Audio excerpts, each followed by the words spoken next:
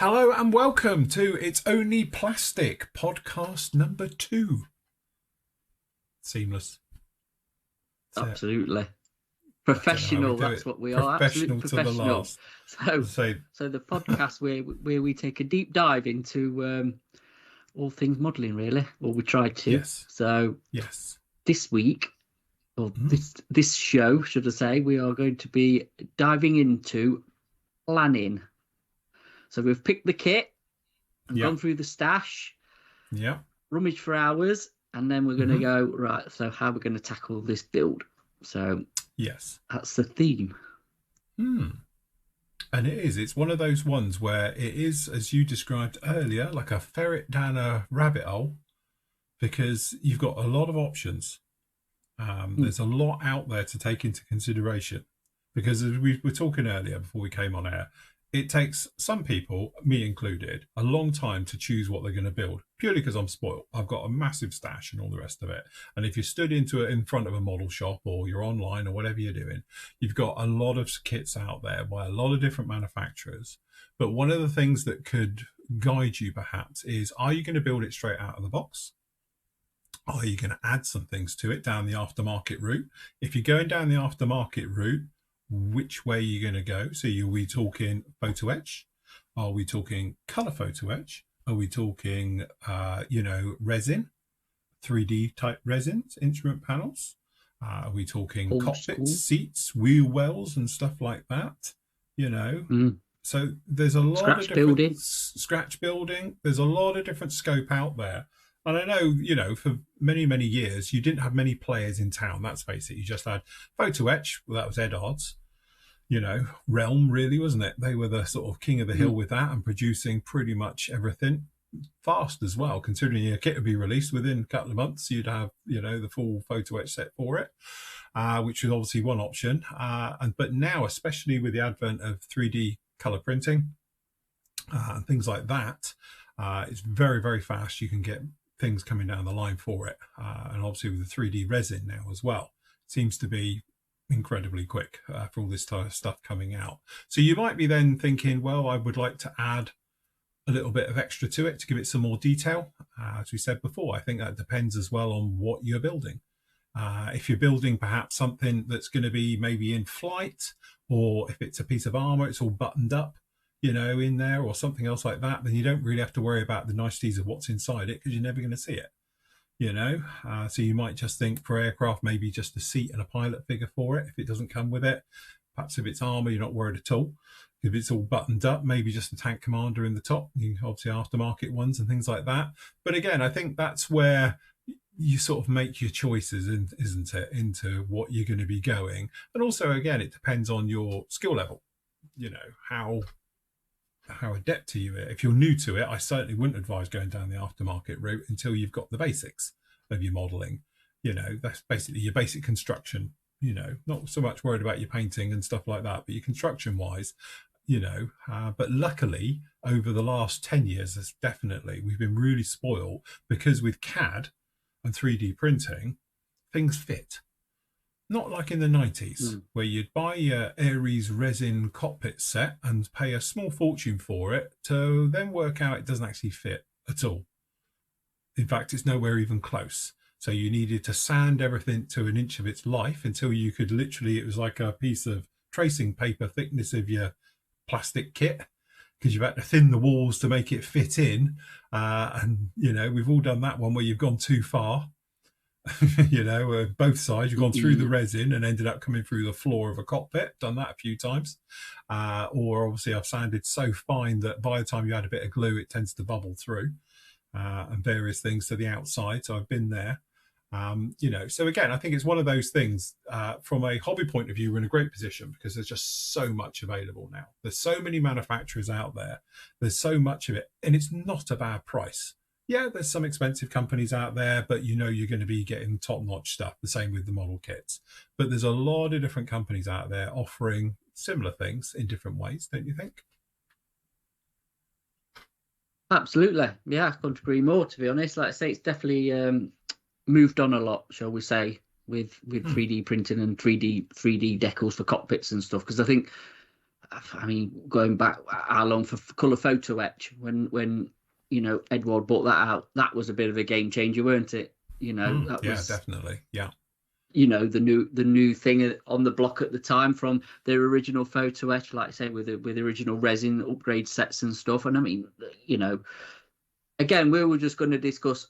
You've pulled your kit out the box, out your stash, sorry. So you've had a look, and then, you know, your decisions are, you know, like say, are you going to put the aftermarket in? What colour schemes you're going to do? Are you going to aftermarket decals? Are you going to kit with the kit decals and stuff like that? And I think, again, from my point of view, when I start, I do actually always look for what aftermarket is available, if any.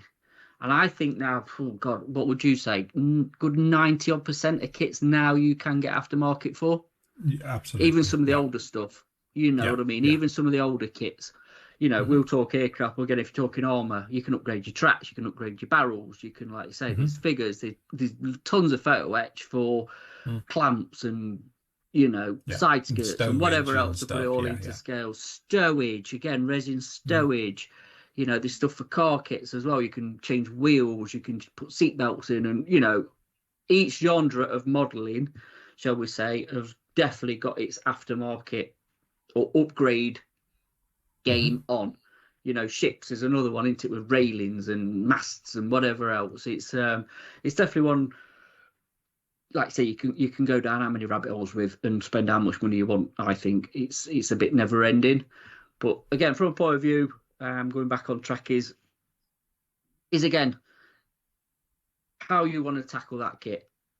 You know, are you just doing a say an out of a box build? But even then, that can go off on a tangent, can't it? You just think, right, I'll build this out of the box, keep it simple as.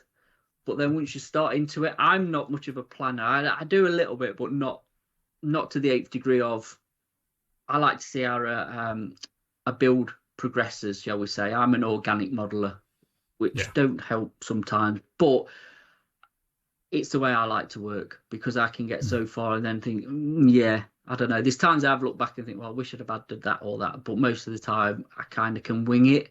But I know, you know, you look online and there's people out there who are definite, like, well, I'm going to get this, and this is going in it.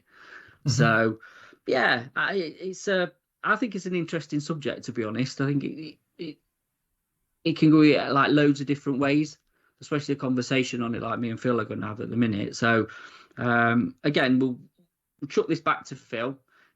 You know, he obviously, with the video builds and stuff, he probably has to plan it a little bit more than most modelers do, I would say. So back to you then. So you've picked your kit, you've had a look. How do you decide then where you're going to go with it?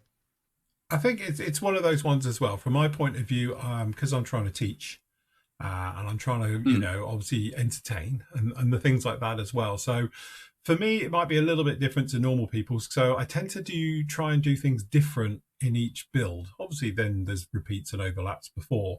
But like, for instance, if I've used and decided, right, okay, perhaps we'll have a resin cockpit, which, to be honest, we haven't had to do recently on a lot of the builds I've been doing because of, you know, how nice they are. But the one I'm working on at the moment is obviously with the Bronco. That has got the amazing res kit cockpit inside it as well.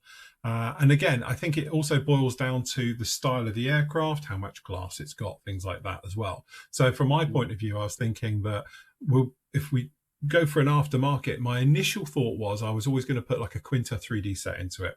You can see so much inside that cockpit because it is a flying greenhouse that it's not like it's lost detail. It's not like you're spending a good chunk of cash on an area that's hardly seen and stuff like that.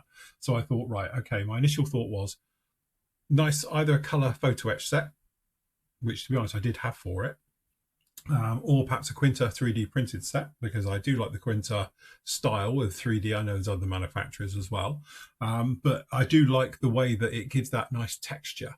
You know, some of the trouble with photo etch has always been it's just very two-dimensional. It's very, very flat. So with the advent of you know, 3D printed instrument panels, side panels, and just generally stuff inside the cockpit, it gives you that really nice tactile feeling as well as the view of it as well when you look at it. The other thing as well, from my point of view, is being honest, as you know as well, my eyes have really given up the ghost over the last couple of years. Yeah, tell me about it. So, and just being honest, I feel it as well, and I can't do anything now without magnifiers on or things like that. So, for me to hand paint details into a cockpit, it's not just it's just my abilities now to be able to see it and to see what I'm doing and stuff like that. So, I almost shy away now from doing detailed hand painting if I don't need to. Certain areas you still got to do it, like wheel wells and stuff like that. I'm sure the aftermarket guys will be piling down this in the years to come, and they'll start doing, wiring looms and various things that will come down the line. But for the moment, cockpits and weapon bays and things like that, you're doing them on yourself. But for a cockpit, you can come up with, and I know on one of our recent shows we had, I was showing when I did it to its full extent, which probably the last time was on the F-15, the big Tamiya 32nd one I did. And again, that was the quintessset into that one. We did some scratch building with it as well, because I needed to upgrade it to a newer version of. So I did best of both worlds. We used the aftermarket fact into it, and then obviously going through of adding my own details of various things. So from a cockpit point of view, I thought that was money well spent, because you can see it. It's got a real nice look to it as well. And I was very, very happy of how easily it went down. So I think from a thinking about it, do you need it or not? My points would be, are you going to see it? Like, how much bang for buck are you actually going to get? Well, which that was a thing. Part of everything. Sorry, that was that. Yeah, that was a thing I was going to put up, because it's not a bugbear, but I think wheel wells. I obviously, is what is the point when your model is sat on the ground? I get it if you're on a mirror, and I think like competition modeling to just normal pleasure, escapism, whatever you want to call it, a hobby, is that a worthy investment to put into your aircraft kit? You know what I mean? Yeah. And I've always thought that, to be honest, it's one of them. I get it. I get why people do it, because I actually painting wheel wells and detailing them is quite nice, to be honest. It's but then you don't see it. It's one of them where it's there. But again, okay, so just taking a step back from that, which I think is a valid point as well, is that you get some modelers out there, and they want to build everything, seen or not, because it's part of the modeling process. So we've often said about it, and classic example for me is big World War II bombers, heavy bombers, because normally you don't see anything that's inside it. Unless you are really looking very closely, you're not going to see all of the interior work that you've done to a World War II bomber. And I'm thinking things like Liberators, Lanks, and Flying Fortresses, things like that. But there's a hell of a lot of work that we've all done into those things that no one's ever going to see, but it's there. In my mind, it's a little bit like when people do super detail an engine on a car model and then shut the bonnet. Yes. You're almost like, why? But then they part of the build, and obviously you've spent money on the kit, so I'm going to do it even if you can see it or not, isn't it? So, do you think this is an internet phenomenon, though? Maybe, yeah. With forums and stuff, I don't even think pressure. I just think with people now being on forums or Facebook or whatever, social media, and they're putting the pictures up of their build. Do you think it's sort of evolved more from that side of it than pre-internet, shall we say? Yeah. Maybe. Unless you're a competition builder.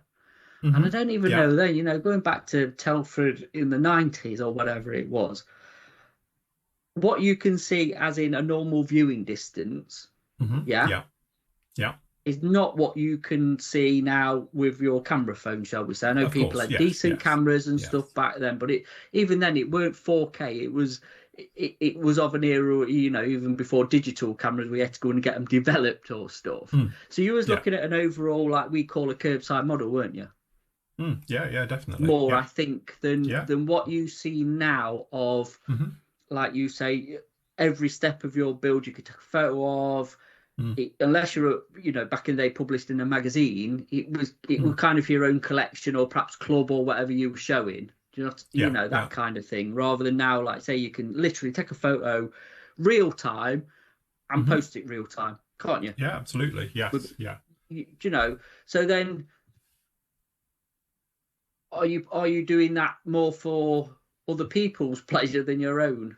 I think there's a balance there as well, isn't it? Yeah, I think you're absolutely right. I think the great thing with it is because of the internet and digital photography as a whole now, you could just take a photo as you're making your build along for all those areas you'll never see again. So it's almost like a package. So you've got a digital record of your entire build, and it doesn't cost you anything. That's the thing, it's free. It's not like in the old days where you're physically taking a photo and it's costed you £2.50 a shot. There's no cost to it anymore, really. So from that point of view, I think it's quite nice. But also you've got that ability then to show off every aspect of your model, because people can look at it online on a forum or whatever it is. Whereas obviously if you're at a model show, unless they've got a booklet or something to show the build process, if they finish the model and all the rest of it and it just sat on the table, you got no idea how much work went into wheel wells, because you're not going to pick up their model. You don't know how much is inside a bomber or something else like that, and again, you've only got what you can see from a foot away and all the rest of it. So I think certainly the online internet, the phenomena that is social media and things like that now, I think it's more appealing for people to put in the extra effort because it's appreciated and people can see that, whereas before no one's going to see it. Yeah, well, again, going back to the model shows, I mean, we're going to Telford in a few weeks' time, and you'll walk around and you'll see some fantastic models, won't you? But there's still that limitation of whatever that modeler is put into it. Like you say, unless you know who that is and they're on said forum or whatever. Yeah. There's not a digital record there, like you say, of the effort they've put in. Unless that's, from the knowledge you've gained, that's a scratch built kit. So that's been built from the ground up. It's not a kit and been, or it's a conversion or stuff. But again, I think that's kind of a limitation to the sort of competition areas, like you've just said, because it's not like the judges are going to have a digital record of. No, that's their build, is it? They're just going and going. The seam lines are good, the paintwork's nice, the weathering's in scale, blah blah blah blah. But again, I don't know. They're not even allowed to pick them up, are they? I don't think they're allowed. Are they allowed to? Are they allowed to? They are, yeah. Manhandle them a little bit. They can manhandle them a bit. They're allowed to pick them up. Right. So they could have a look and see if it's got its wheel wells and bomb bays and stuff like that, because But I do think it's the internet world has actually pushed not just the hobby on and manufacturers, but also, like I say, the aftermarket. Technology is obviously going at light speed anyway. So, that's keeping up with the hobby as well. But I do think the internet has pushed it, because I think it pushes people as well. If that makes sense, to huge, perhaps add stuff. I mean, what's your opinion on photo etch? We've covered Aries resin was always hit and miss at the best of times. But obviously, like I say, because it's taken off a master mold, it deteriorates and it just, of course, which is what 3D printing's now eliminated pretty much, hasn't it? Like, eliminated the shrinkage, any faults. It's it's pretty safe. To be honest, you're going to get the same thing over and over again for eternity, basically, as long as you've got the the prototype, the design or whatever. But photo etch, going back to photo etch, it was a proper game changer. Absolutely huge. I think if you go back to the photo etch, that was more of a sort of 70s 80s thing, and photo etch went hand in hand with scratch building. And again, I remember like the very, very early photo etch, which was pretty gnarly, to be honest. You need a good set of pliers. It's not like thick. The delicate stuff we know now.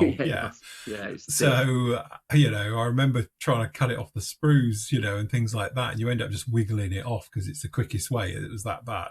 But again, it was one of those that very quickly became quite thin. In the early days, obviously it was usually brass. Now I know it's different alloys and various things they use now for it, but it was proper brass back in the day. And again, it was almost one of those things. I remember a lot of the processes were like making boxes and things, and then you would add scratch built pipes coming out. So in my day, it was obviously lead wire. And obviously now you could use thinner plastics and things like that to come out and things like that. But again, it was one of those ones where it sort of it enhanced your model because you could do things you couldn't do before. So, for instance, things like aerials and that, suddenly they were fine aerials, fences on wings, things like that. But again, as well, you could give skinning detail. So I remember some of the early ones were things like covers. So you would physically glue them to the surface of things, you know, for paneling and various things like that as well. And again, for armor, it was always that thing. You had some great detail then because you could put like side plates on, which were proper in scale, and various things to it as well. And obviously a lot of things like periscope covers and those types of things, which in plastic, because the injection molding was quite weak at that point as well for doing fine, tiny bits, you could do it, grab handles, those types of things. So again, it was one of those where it filled a requirement that was needed at the time. It's almost like now, if you go ahead, like resin, it never was as thin as well, because you couldn't get resin out the mold that thin. That's the great thing with 3D printed now, because obviously if you're using resin 3D printing, you know, it's being cast by light and then you rinse it off. You can have the most delicate part, you know, and you can go as thin as you like, basically. So again, it's bypassed and enhanced the hobby, I feel, in a lot of ways, because of the way it can be printed now. Whereas obviously you're very much, the resin has to flow into a mold, you know, it's got to get around all the areas, very much like injection molding. 3D printing doesn't work like that. So it's almost, you know, you're holding it up in thin air, which is a great thing. So I think it's just photo etch these days. I'm not saying photo etch has had its day and that's the end of it, because I still think it has its part in different areas for doing thin metal as it is. I think it's still pretty much unmatched for what it needs to do. But I do feel now that the great thing is with 3D printing, it's you know, it's filling a gap in the market for areas where it is traditionally very problematic. So for instance, for me, never a fan of photo etch, because I can't even make a box without making a hash of it. I remember years ago trying to, you probably know that video well, but I tried to make the Heinkel Bombay entire thing out of photo. I did a video on it and all the rest of it to show how easy it is to do. It's not easy. There's an art to it. It's one of those skills you need to learn and to master, especially if you're going to start soldering it. So I was using the old liquid paste solder and a flame torch to do it, which works, but it's not as nice if you was doing it properly and soldering it up, like welding, basically. You know, I know guys out there make an incredible job out of it. But again, it comes at a price because you need the proper gear to try and do it. And obviously photo etch with super glues just turns into a messy, horrible thing. And we've all been there with photo etch where you bend it and it never goes flat ever again. Or it snaps. You know? Or it snaps. Yeah, you bend it one time too many and then ping, and you're like, great, now I've got to try and get this thing together. So I must admit, from a bang for buck, I think photo etch is fantastic value normally. You know, no problem at all. You get a lot of it. From hours and hours of me fiddling with it and trying to find it, and when it pings off on the floor or wherever it's going, off your tweezers as you're trying to attach it, it's like absolute nightmare. And I detest the stuff, you know, and I avoid it at all costs if possible, you know. The thing is, though, you say about value for money. I find you don't use most of it anyway. That's a very valid point. Do you know that is another because problem. Of that? Yeah. So I tell you what. And you only, go on. So I was going to say, behind me, I've got a drawer full of old sprues of photo etch, which look like they're untouched.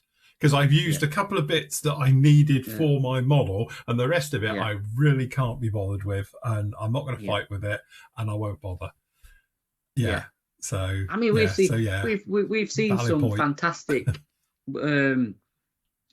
fantastic models that use photo etch, but I think personal opinion on photo etch, it is coming to the end of its lifespan, if I'm honest, in the modeling, because again, 3D printing's taken over, and is that fine now? It can cover most of it, and also the 3D printing cockpits, you know, like seat belts. You get everything that was, you could never really. I mean, I don't know if you've seen this. This is going off a bit of a tangent, but fine molds now do injection molded seat belts in 48 scale.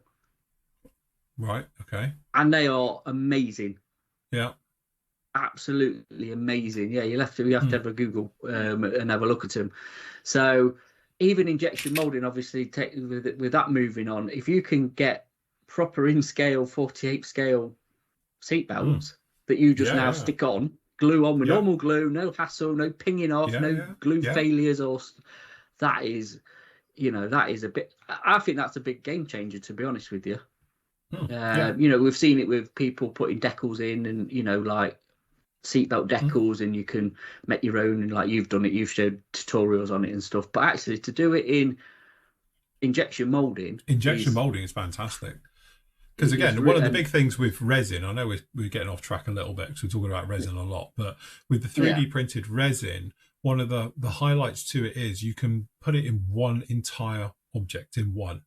So traditionally, if this was a resin seat, so go back, 10, 15 years, and it's a standard airy seat, you'd get the seat, but then you'd have to put bits onto it. So handles and various things as well to add those final details. But again, if you look at modern 3D printed seats, I've got some in front of me here from ResKit, they are absolutely beautiful. And it literally is just a case is it's molded in one. So there's no bits to add to this anymore. It takes out the fiddly bit out of the hobby, So if you are, losing your eyesight, if you have got, mobility fingers, with your hands and things like that, one of the great things to the hobby now is that 3D printing's coming along and it's getting you round some of those obstacles for the smaller little details. Because now, like the classic example, the ResKit cockpit for the actual Bronco, is in one. There's a couple of bits just go in there, but all the switches and all the tiny bits traditionally you'd all have to put in, all molded in there for you. You just got to don't break them as you're trying to paint it and put it together and all the rest of it, and that is again great from a hobby point of view, because literally you just come along with your model and you come along and you say, right, okay, get this off. You come along, and traditionally you've got that thing of saying you're putting it together, then you've got to get it in. But nowadays you just come along and you pop it in and it's done, And again, I know you're going to get them. There'll be people, and I'm sure they're listening thinking, but that's not modeling. Yeah. But again, that's the nice thing about this. Don't forget, we got different levels of it. You could do it all yourself. You could scratch build it yourself. You could make out that cockpit out of scratch building, photo etch, and whatever you wanted to do. And you'd have exactly the same. No problem at all. I appreciate that.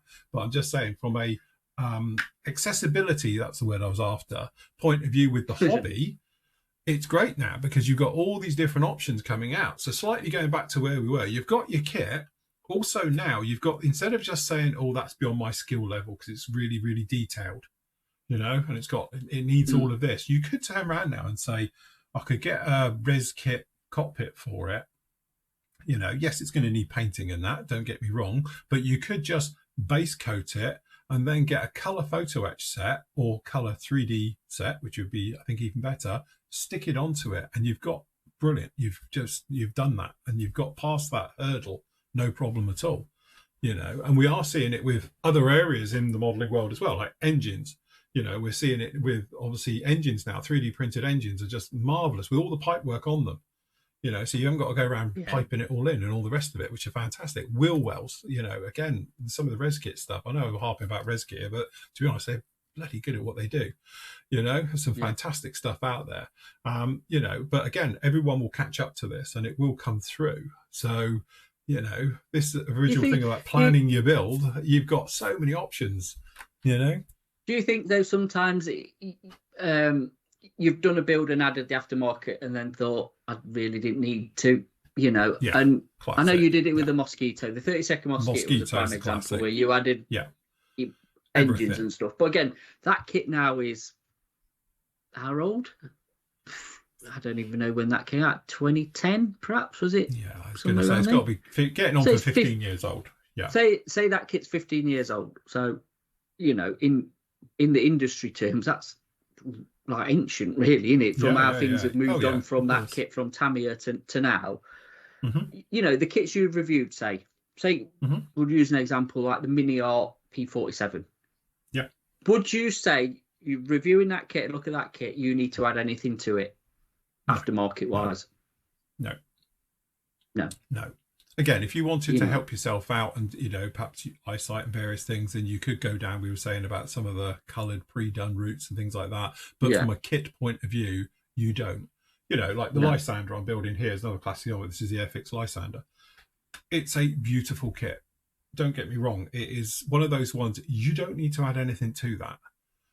But again, the aftermarket people have jumped on it, haven't they? We now know you can get an entire engine for it and all the rest of it. Well, I know this is a podcast, but there's your engine. That's why I won't do details. But there's your engine. Do you need anything more than that? I don't understand how much more detail you could get from what you're going to see, So again, one of those ones, I think, certain kits need a bit of help, shall we say? Some of the older kits, definitely, but modern kits these days, with the right manufacturer and everything else like that, honestly, I don't think you need to spend.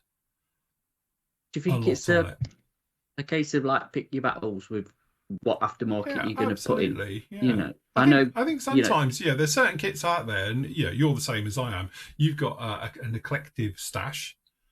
Some kits that you would really love to build, but they need aftermarket. Because they need something. Yeah. The shapes there, the shapes there, everything's there, but just the details of an age. 100%. Yeah, I get you. It was like me when I did the Harrier, the Airfix Harrier, the old 24 scale Harrier, classic example. There used to be stuff available for it because the kit's that old now and it's not readily available and stuff, but there's not much there. It needs help. The kit itself needs help all the way through, don't get me wrong, to bring it up to spec and everything else. But like what we did with that one, I think we did what was needed. So I put a new cockpit into it, which was mainly scratch built, just to add a little bit more, life into the cockpit. It needed a new ejector seat because the seat that's in it's just awful. It comes with a kit. So we 3D printed one of those as well. And obviously we did some stuff on the body. But again, it's one of those kits that it needs some help, like that big helicopter you've got. Which one's it? The French thing? Oh, the Super Freylon. The Freylon is a classic example. The kit itself is of its day. And I'm sure it was cutting edge back in whenever that came out. It's amazing kit actually. It's a very good kit. But again, take it to modern standards, it's nowhere near that. But again, it wouldn't take much after. I would more go 3D as well with that. It wouldn't take much 3D printed design to actually make that. You wouldn't know how old that kit is, shall we say. Cockpit needs enhancing, usual bits, and you can see in that it's quite a bit of glass on them, and it's 35 scale, so it's quite big. And probably in the cabin, and perhaps a road head. And I don't think it needs massive amount. I'm thinking as well the Matchbox Puma helicopter. It's of a day of in the 70s whenever it came out. Only one in that scale. Like we've hopped on for ages about Puma in different scales, haven't they? Obviously, Airfix had just re-released their vintage classic, which is from the 70s. So there's no real new tool of a Puma helicopter. But again, I don't think there'd be much to it to actually bring it up to a more modern standard. It's never going to be like a new tooled one ever. But there's stuff there that could be done. And I think I think that's what frustrates me probably more about the industry than anything is they always jump on the new kits and try and enhance the new kits when most of them, to be honest with you, don't probably need it. The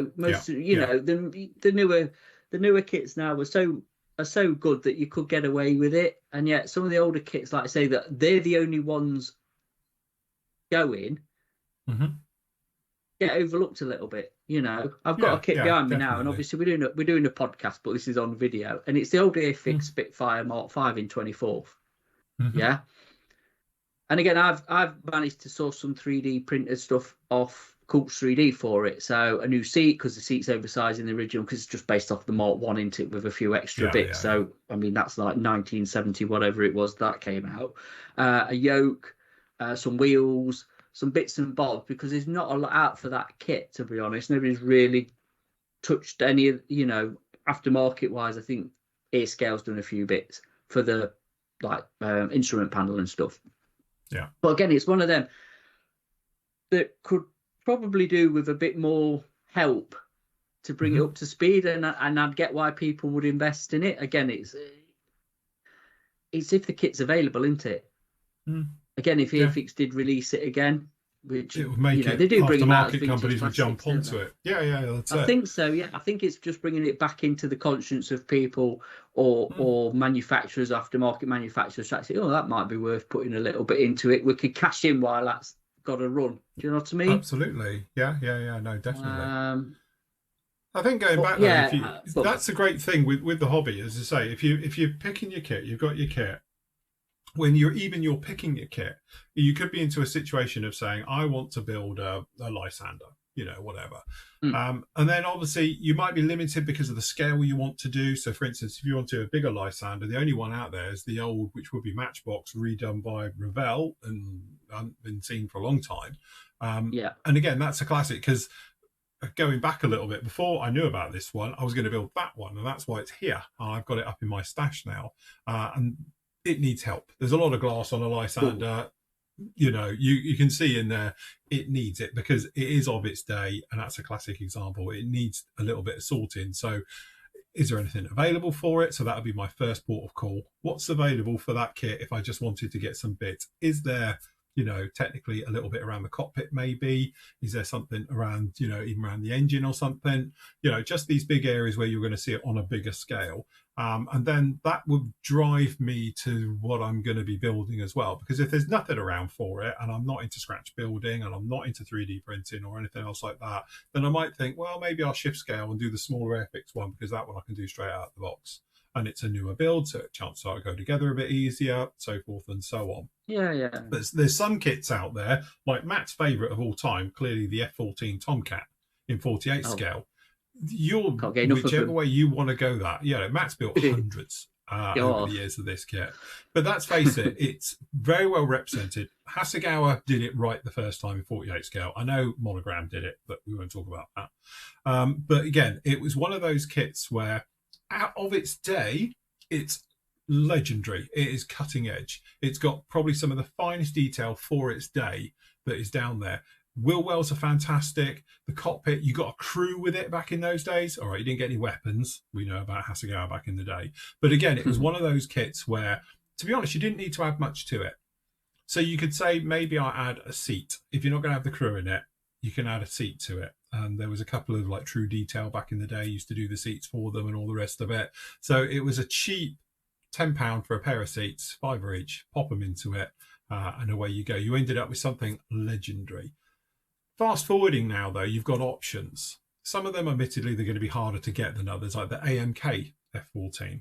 To be honest, it used to be pretty cheap, 50 quid kit. It's got all the modern things with it. It's a lot more detailed. It's got a bit of slip moulding in there and all the rest of it. So it's going to go together quite nice. Or if you want to go top end of it, you've got the Tamiya one, which is a beautiful kit. Does it need any more aftermarket? Probably not. You get away with everything just out of it. But there's a lot of aftermarket available for all of those kits still. Because I remember back in the day, even though the cockpit I would say is fantastic and it's all right, the amount of times I swore and cursed of a dark evening trying to fit the Aries cockpit into an F14, because it's not an easy fit. You have to sand that to an inch of its life to get it to fit, was a classic. But there is tons of aftermarket, I do believe, for all of those kits. We've got Great Wall Hobbies one as well, ain't you? To compete, of course, the Great Wall Hobbies one as well. Which is a new... Again, I think that's a case of, like I've said, it's obviously budget for people, isn't there? You know what I mean? But I don't think the Hasegawa one is overly cheap compared to, say, a Tamiya one. No, I know, that's the Great Wall one is pushing on again, but I'll say this because it's an it. But apart from a master, I would probably say the Tamiya and the Great Wall. There's no point adding anything to it. I just think you're not going to enhance it a massive amount. To what you get in the box. And I think that's the thing with aftermarket, and I think that's the thing you have to weigh up as well, of is it going to make such a massive improvement on what you've already got when it's finished for the investment and the time you're going to put into that kit? You know what I mean? I say most kits now, or majority, have been upgraded and neutraled from older kits. You know what I mean? Which was the original aftermarket sort of thing that came out, is to obviously bring the detailing where it was really, really lacking on older kits. Obviously nowadays, things, manufacturers kind of doing it out of the box, aren't they? So even rudimental now cockpits are still hell of a lot better than 30 years ago, aren't they? Let's be honest. Yeah, absolutely. Yeah, you know, your Marauder you've built from ICM. Now, ICM to me are one of them companies that give you enough detail, but not over the top. No. That it's, you know, they put it in the right places where you are going to see it, and don't bother in others. They just think that's a waste of time. Would that be a kit worth adding any aftermarket to that Marauder you built? Again, that's one of those kits as well, which is pretty much the same with all ICM. And I must admit, I have sort of championed them for a long time because of that fact that you have got an engine in there. It's a very basic engines, but they are there. Like the cockpit, you've got full cockpit, full interior. They're all there, but it's a basic form of. If you were inclined to do a little bit of scratch building, you could scratch build, add a bit of wiring for the engine around the cockpit areas, things like that, you know, and you could turn it around quite nicely. Or, as we now know, there's lots of aftermarket available, replacement engines. You've got replacement cockpit for it. You've got colour photo etch sets. You've got colour 3D printed sets. You've got barrels. You've got anything you wanted to add to it. And I've always said the thing I love about ICM is that the kits go together really well. Never had a problem with an ICM kit. But also they just give you it to a level. But it's not like you've got all that detail you're never going to see. So it's not like you've got all the interior you're never going to see. It's not like you've got all of the engine detail that you've got to spend a long time putting it together that you're never really going to see, you know, and all the rest of it. But if you wanted to see it, so if you wanted to open up the engine panels to show the engine, then it would be worth getting an aftermarket engine for it or fully detailing it. But you're not forced to do it. And we've had in the past with other manufacturers giving you options. And it's like, you're paying for those options at the end of the day because of the part count. So if you're doing it with two options to have it, you know, well, that seems a little bit unfair. If you don't want it, tough you've got it because it's in the kit, you know. So again, it's one of those ones where it's like, you're paying your money at the end of the line. In some ways, it's nicer to use aftermarket because sometimes it's a little bit better than the kit can do, you know, and it gives you the option then to add what you want to add at your level as well. So, you know, and I think that's, again, it's one of the beautiful things with this hobby that you're not tied into. Like, to be honest, I've just reviewed a Warhammer kit. There's 4 different versions in that kit. You are paying for 4 different versions, but you can only build one, you know? So at some point, you know, but again, I know it's, then you've got the other flip to the coin, isn't it? Latiki, we've got 4 versions of the same thing now. Technically, with small you can say differences. That for a lot. I think, a lot of manufacturers rehashing kits and bringing out 10 versions of it. Why don't you just bring it out in one version? So I know it's a double-edged sword on that one, and I don't know. That's one of those you pick your side, that's isn't it, where you go. But yeah, that's another podcast discussion in it about this because it's a bugbear of mine at the minute. To be honest, of having the same kit in 15 different versions in a different box. It's like I say, it's another conversation we can have, but I think it's an interesting topic just to cover. Like I say, is aftermarket as prominent now as it used to be? You know, as needed, shall we say, or you know, you need to acquire it to upgrade your models if you're buying like a recently released kit. I'm on the fence with this. I mean, I've got on my bench now because, like I say, this is a podcast, so it's all not really visual. But anyway, you can watch it. But an old monogram kit. I have a real soft spot for monogram kits, where I never did before.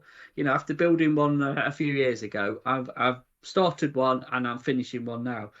Not the best kit, is a better version of the kit I'm building as well. A lot better than what I'm doing. But I'm really enjoying it. And I haven't really added anything to it. A mask set, usual thing, because it's an aircraft and it's got a lot of glass, but it's a mask set, and that is the only thing I've added to it. And I did get some bits for it, and here's the thing, I did go down the rabbit hole of, I think I bought a cockpit set for it, and I don't know if I bought some aftermarket wheels, to be honest. And then I started building it, and it was like, why? Don't bother. Why? Just. I mean, the only thing I would upgrade, and I think is a good upgrade, especially if you're doing World War II bombers, is barrels. Master barrels, because they are amazing. There's no, I mean, you've 3D printed some barrels, haven't you? And actually, I might need to rack your brain because I need some if you've got any spares, because you can do loads, can't you? Yeah. But to be honest with you, the price of master barrels and pitot tubes is another one, isn't it? For certain things, that's a worthy investment to me. Aftermarket, besides the mass set, is pitot tubes and barrels, because they're amazing. Again, I still maintain there's a classic example, and we're back to that thing of scale and things. Barrels are a classic example of scale. To produce in plastic and even in resin, I've 3D printed resin ones down to 48 scale. But again, if you get a master barrel which is in brass, and you've got like the jacket on a 50 cal that slides over the top, and you've got the end barrel that goes on, they are literally pieces of art, I call them, because they are so well done. They are beautifully turned, and all the rest of it. To reproduce that in plastic, it just doesn't work, because you can't go as thin as they do, and all the rest of it. Pitot tubes as well. Let's face it, pitot tubes, you're limited to, because it has to be structural. You don't want to snap it off every time you look at it, And again, there's the other side of it, because they're bloody lethal with metal pitot tubes. The amount of times I've stabbed myself on one, So again, they are a little bit double-edged, but that's the limitations of the material sometimes we work in within the hobby. So and sometimes, as I say, like gas patch, some of the stuff that they do as well, for like the guns. I remember a few years ago, wasn't it? I think we was at Telford actually. Somebody bought the like the Vickers guns, 32nd scale, and they are just amazing. They're like, it's like somebody shrunk one, they're beautifully detailed and all the rest of it. But as you say, barrels, pitot tubes is something that's very, very hard to do, especially yourself. And to do it at the quality and at the level they are, then it's a no-brainer. And injection molded ones always look overscale, or just if it's a barrel, just a blob. It kind of represents one, but the detail isn't there. You get away with it on smaller kit. 72nd perhaps is not as thingy, but if you're going up the scales, even 48, 48 to 32nd, 48 to 32nd, I think a decent barrel and a pitot tube, you know what I mean? I think is a worthy upgrade. When you're talking bang for buck as well, the great thing about those is that they are really, if you're talking a World War II bomber, everyone looks at glass shiny bits. I call it the magpie effect. And your eyes drawn to it. And then you see a really nice detailed barrel there. It just jumps, the level of detail goes up, and again, it's something as a modeler and a creator I couldn't do. So I'd rather buy one in and have something that's amazing than me trying to recreate it. And let's say the 3D printed ones, they're good, but if you see a brass one next to it, then it's like night and day. That's really nice. And to be honest, I used them on the Lancaster here. I used them on the Fortress. I've used them on obviously the B25 had them. I used resin ones admittedly on the Beaufort that I did. But again, it's one of those ones, and I think I used resin ones onto the Marauder because said supplier was out of stock. I couldn't get hold of it. It wasn't that I didn't want to. Physically, they didn't have any in stock, and obviously doing this job, I'm under the timeline, so I had to have it done. I needed it, so I had them here, so I just used my ones. But again, it's one of those ones where you're talking about bang for buck. That's definitely a must. And obviously the other one's a mask set. Everyone needs a mask set. I think that's a bit of a no-brainer. Life's too short. It's just, life is too short to be cutting out wind, and wrist slipping and oh god no. They're a massive game changer. Aftermarket mask sets are for aircraft modelers. I think if everything else had to be eliminated, you could only keep one aftermarket, the mask set is the one I'd keep. Everything else can do one. It is. It's such a big. It's daft, but it is such a big thing.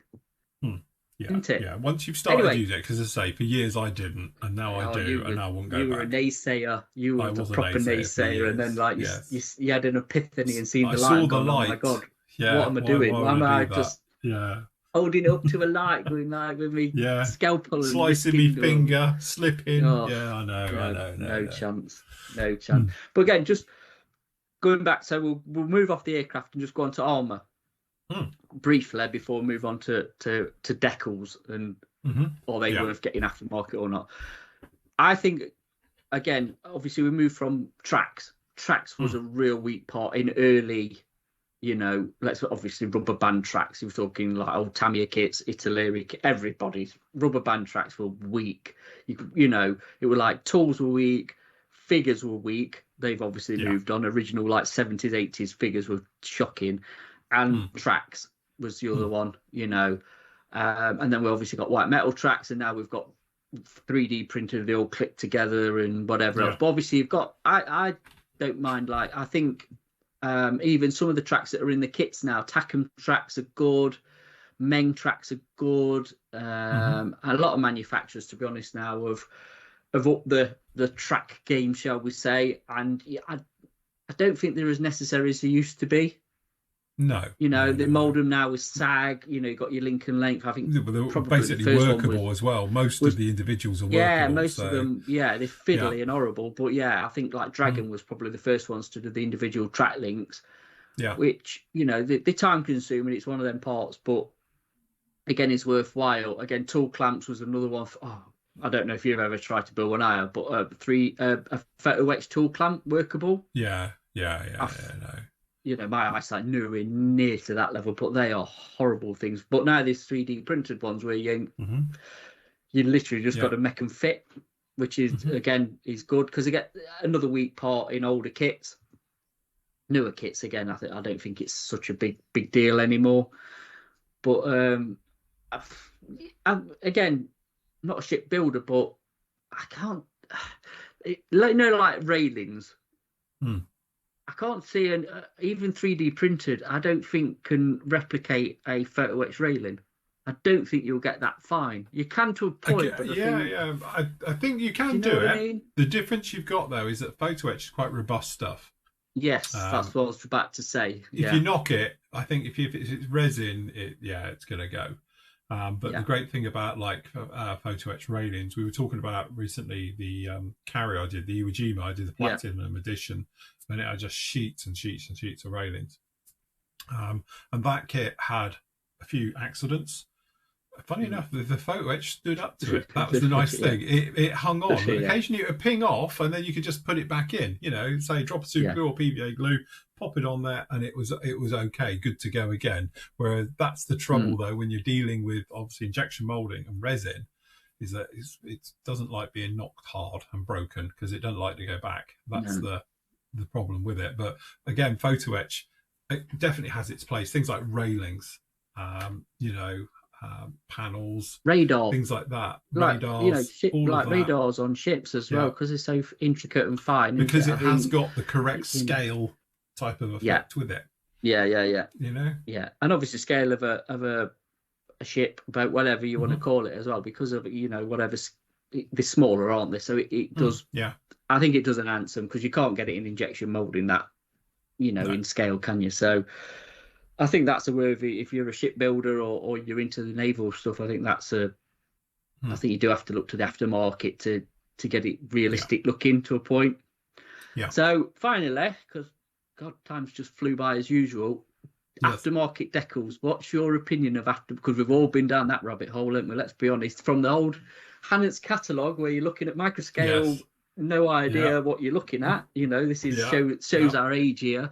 To now, to be honest, are they a worthy investment or are they not? I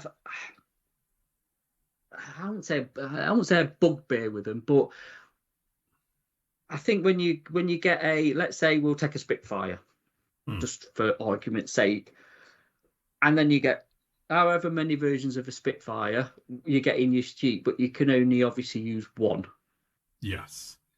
I think it's a bit of a rip-off, if I'm honest. I find that, because a little bit of a, I don't mind when you've got different aeroplanes, so at least then you've got options, haven't you? Who was the company used to do that?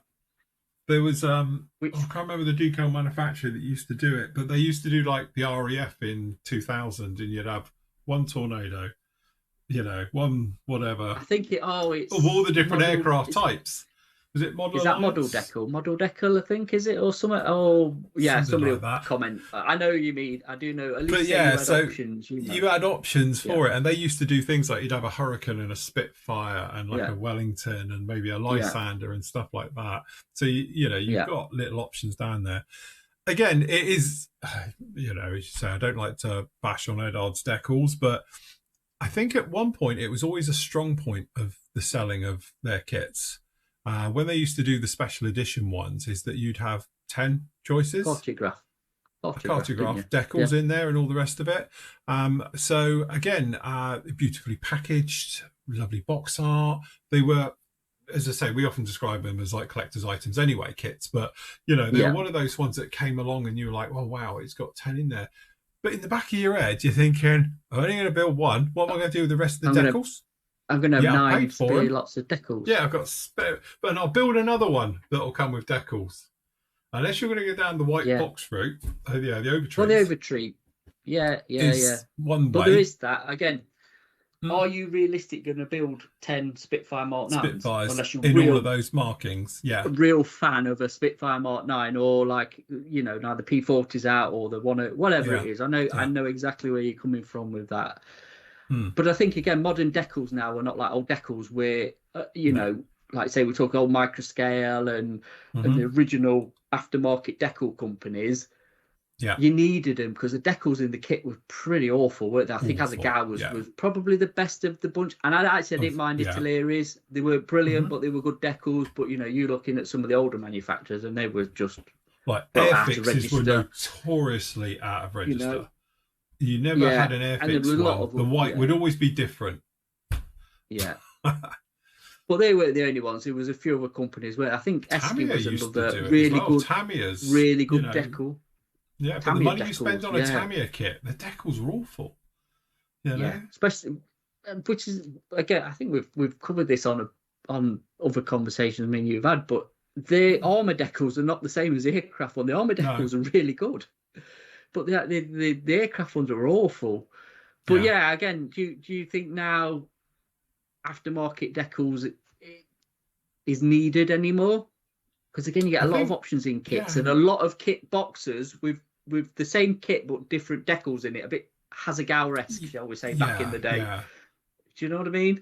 And again, I think that's the thing, isn't it? Is that back in the day you didn't have much choice. So if you wanted to build a Phantom, for instance, you might have, say you want to do a British Phantom, you were very limited because obviously you just have the one that came with Hasegawa in there.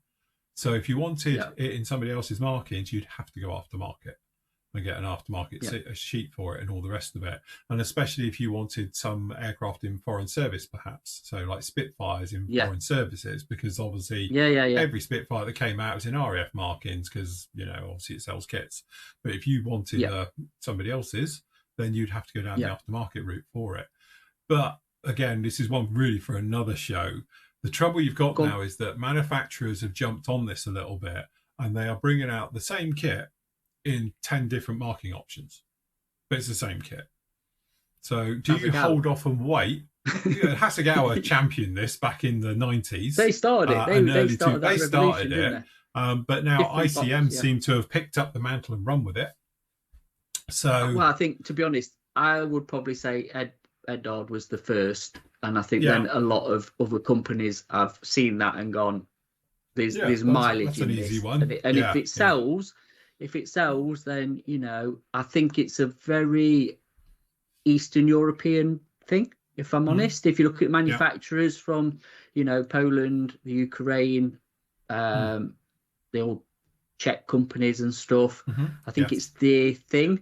But again, like I say, Hasegawa definitely started it with a new box top, same kit, new box, different decals. I mean, that was in joke 20 odd years ago, weren't it? Well, we used to say they're not a model company. They're not a model manufacturer. They're a decal company. Yeah, they're a decal company. Yeah, but again, you can see it from a sales point of view, can't you? You can see it from. I think Fujimi did a lot of it. Fujimi did a lot of it as well, didn't they? It was a Japanese thing to begin with, because Fujimi did it with their little 70-second releases. They had loads of Phantoms and the Corsair 2s and whatever else they released. Different boxings with different squadrons in. But at the end of the day, you buy a kit, say you're Lysander, well, you can only build one option out of however many. You could have 2 options in there, 3 options, 4 options, 10 options, but you can only pick one.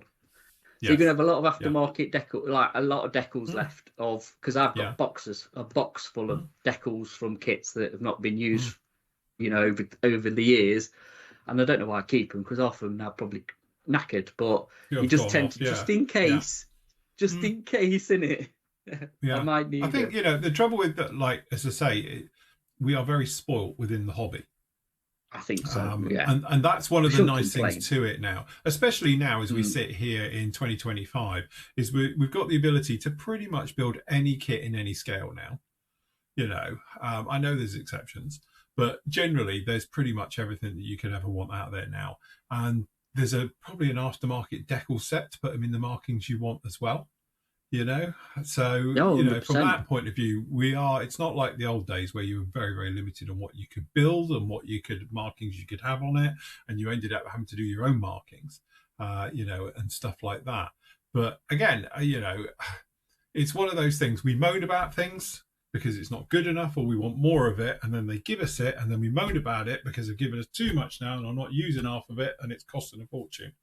I was once told by a manufacturer, years and years ago, this is many, many moons ago now, but the cost of a kit, the plastic's the cheap bit. So all the other stuff that costs the money to produce a kit, the decals, the box, the instructions, that was the expensive bit. The plastic inside the box is the cheapest part. Now if that still stands up today, 20 years later, I don't know. But at the time, I was told that is, from a manufacturer themselves, right from the horse's mouth, the most expensive part of a kit is not the kit.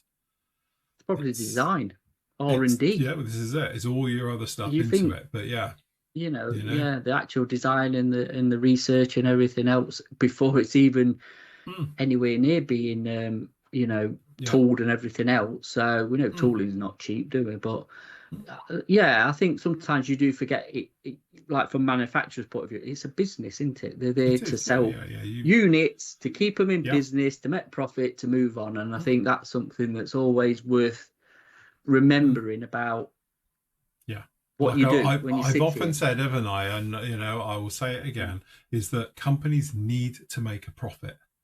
The reason they need to make a profit, and a good profit, is so they can invest it into things that aren't normal, that things are a little bit left field.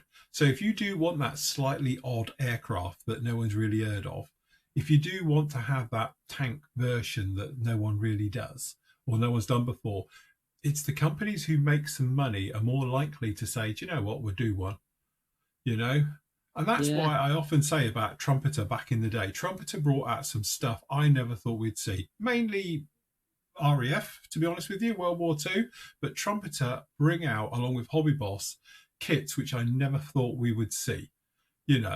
Like a Fairy Fulmer, for instance. Who thought Trumpeter would do it? Trumpeter obviously they did a Wyvern. They're really okay. They did a Wyvern and a Sea Fang and the 48th Wellington. And let's face it, they're not the best kits. They're not the most accurate kits, but you have got one, and that is the amazing thing to it. But they're buildable, aren't they? They're all buildable. Totally buildable. Yeah, absolutely. I know accuracy-wise they get bashed and stuff, and we're going to cover Trumpeter and Hobby Boss at some point, aren't we? Because again, if you do look at manufacturers as a whole, I think actually Trumpeter was quite a revolutionary manufacturer back when they started. Yeah. Don't you think? Absolutely, yeah. They classic did think example. out the box. I remember back in the day when they were relatively a new company, and we're going back now like over 20 years, is when they brought out 48 scale Vigilante. And you're like, who the hell's going to bring out a Vigilante? It's not. It's quite an obscure aircraft, unless you know. And again, and in 48 scale, we hadn't seen one before in 48 scale, and it just turned up. And yes, it wasn't the best kit in the world, because in those days, the famous Trumpeter Riveter was working there and stamped all over it. But it was nice to see something weird, something different, that's not a Phantom, that's not an Intruder, or, the usual Tomcats and, all those things as well. It's something a little bit different. So, you know, but this is it. The companies, if they make money, they can afford to push into different directions and to the more the obscure side of things and stuff like that. And that's what's really good about it. If you're a company and struggling, you're not going to risk it on something. So that's what I say. Don't begrudge companies making a bit of money, because then they can afford to invest it into other things. Yeah. You know, don't begrudge you making a Spitfire, a 109, or a P-51, or a say, a Tomcat. A Tomcat, because they know they're going to sell. Don't they? Tomcats sell, whether you're a fan or not. A Tomcat will sell if you do a good one. Do you know what I mean? And definitely. I get why they do it. Do it. So, you know, but again, I think it's one of those things. You know, sort of summing up here. If you've chosen your kit, enjoy the build. You've got 100 different options out there. You've got 100 different ways of doing it. You can go down the photo etch route. You can go down the 3D printed stuff as well. You could build it straight out of the box. You could scratch build it. The great thing about this hobby is it's your kit to do with what you want. The only person you got to impress is you, you know, at the end of the day. Because let's face it, if you show your partner, they'll say it's lovely and not even look at it. It's only us anoraks and hardcore modelers that appreciate all the hours of work that you've put into it. And you're not displaying that in the house. Yeah, and you're not putting that. If you think you're leaving that in here, that old chestnut. Yeah. So yes. So you know, at the end of the day, it's a great hobby that we got here, and we are, you know, I say, you know, probably the sort of crest of it at the moment. With everything that's going on at the moment, we are blessed. We are blessed. Yeah, absolutely. So enjoy it. You can do it how you want. Spend as much as you want or as little as you like, and you can still turn out something to be proud of at the end of the day. Absolutely. Here. Very nice. Here. So, what's next week's topic? Next week, I don't know thought of it yet. I'll plan that now we've finished this one. But that's it. Again, if you've got comment, please drop us a comment. I'm not going to say the usual thing because I hate saying it, but you know, and give us your views and you know on aftermarket and stuff, even if you know whatever genre it is as well. So you know, if we see a comment and we can go, we might run with that. We'll cover with that. Yeah, we'll do a show. We'll cover it. Yeah, absolutely. Yeah, we are fluid, aren't we? Very fluid. With what we cover on this. On this show, so definitely. So yeah, we'll leave it there. Thank you, as like I say, for watching or listening, and we will see you in the next one. Bye bye. See you later. Bye bye.